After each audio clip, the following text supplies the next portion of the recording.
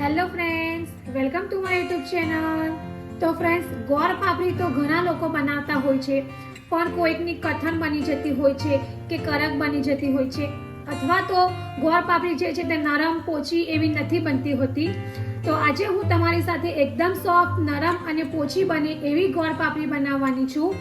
જો તમારે એકદમ બેસ્ટ અને નરમ ગોળ પાપડી બનાવવી છે તો એકવાર આ રીતથી બનાવજો તો તમારી ગોળ પાપડી પણ એકદમ સરસ બનશે. તો ચાલો શરૂઆત કરીએ આપણે એકદમ સોફ્ટ, નરમ અને પોચી ગોળ પાપડી બનાવવાનો. તો એના માટે મેં અત્યારે અડધો કપ ઘઉંનો રોટલી માટેનો લોટ આવે છે તે લીધો છે. એ જ કપના માપથી મેં અડધો કપ ઘઉંનો જે કકરો લોટ આવે છે તે લીધો છે. એ જ કપના માપથી મેં અડધો કપ ગોળ લીધો છે. ત્યાર પછી મેં 2/3 કપ જેટલું ઘી લીધું છે અને મેલ્ટેડ જ ઘી લીધું છે. ત્યાર પછી મેં 2 ચમચી તલ લીધા છે. શેકેલા સિંગદાણા છે જેને મેં આ રીતે થોડા અધ કચરા ક્રશ કરી લીધા છે, એ પણ 2 ચમચી છે. તો ચાલો શરૂઆત કરીએ આપણે એકદમ પરફેક્ટ માપથી બનતી ગોળ પાપડી બનાવવાનું. તો સૌથી પહેલા ગેસ ઉપર મેં કઢાઈ લીધી છે. ત્યાર પછી આ જે ઘી છે તે આપણે એડ કરીશું.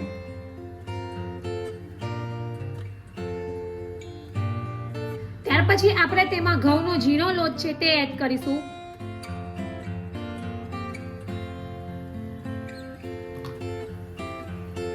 ત્યાર પછી ઘઉંનો જે કકરો લોટ આવે છે, થોડો જાડો ભાખરી માટેનો લોટ આવે છે તે આપણે એડ કરીશું. અને આ બધી વસ્તુને આપણે એકદમ સારી રીતે બરાબર મિક્સ કરી દઈશું.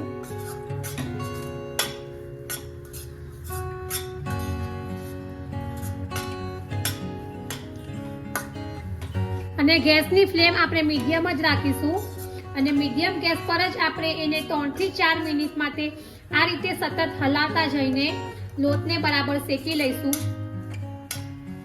તો લગભગ 4 મિનિટ જેવી થઈ ગઈ છે અને આપણો જે લોટ છે તે આ ટાઈપનો થોડો શેકાઈ ગયો છે. હજુ આપણે લોટને કલર ચેન્જ થાય ત્યાં સુધી શેકવાનો છે. તો લગભગ હજુ આપણે પાછી 3 થી 4 મિનિટ માટે લોટને શેકી લઈશું અને ગેસની ફ્લેમ આપણે મીડિયમ ટુ હાઈ જ રાખીશું. લગભગ 4 મિનિટ થઈ ગઈ છે અને આપણા જે લોટનો કલર છે તે પણ ચેન્જ થઈ ગયો છે. તો હવે આપણે આ સમયે લોટમાં આ જે તલ છે અને જે સિંગદાણા છે તે એડ કરીશું અને બરાબર મિક્સ કરી દઈશું. ત્યાર પછી આપણે 1 ચમચી જેટલો સૂટ પાવડર એડ કરીશું અને બરાબર મિક્સ કરી દઈશું.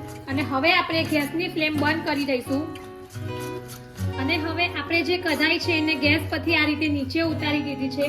ત્યાર પછી હવે આપણે જે આ ગોળ છે તે એડ કરીશું અને ગોળ બરાબર મિક્સ થઈ જાય ત્યાં સુધી આપણે હલાવતા જઈશું.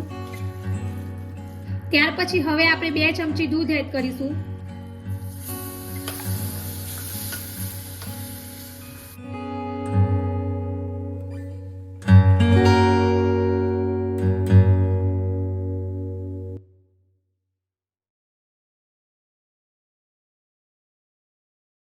આ રીતે ગોળ જે છે તે બરાબર મિક્સ થઈ ગયો છે. આપણી જે ગોળ પાપડી છે તેને આપણે ડીશમાં સેટ કરવા મૂકીશું. તો મેં અહીંયા સ્ટીલની એક ડીશ લીધી છે જેને મેં ઘીથી ગ્રીસ કરી લીધી હતી. ત્યાર પછી આપણું જે આ ગોળ પાપડીનું મિશ્રણ છે એને આપણે એડ કરીશું.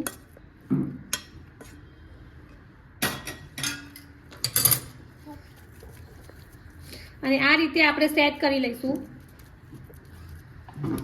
તો અહીંયા મેં એક વાડકી લીધી છે જેના પાછળના ભાગથી આપણે આ રીતે પ્રેસ કરતા જઈશું અને જે ગોળ પાપડી છે એને આ રીતે બરાબર ડીશમાં સેટ કરી દઈશું.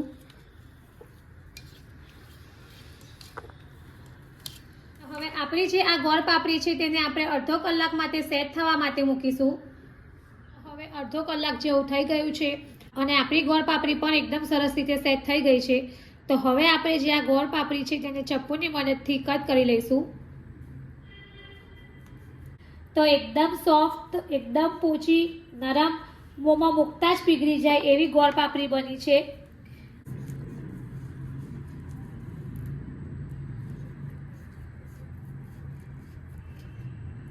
તો હવે આપણે ગોળ પાપડીને સર્વિંગ પ્લેટમાં સર્વ કરીશું.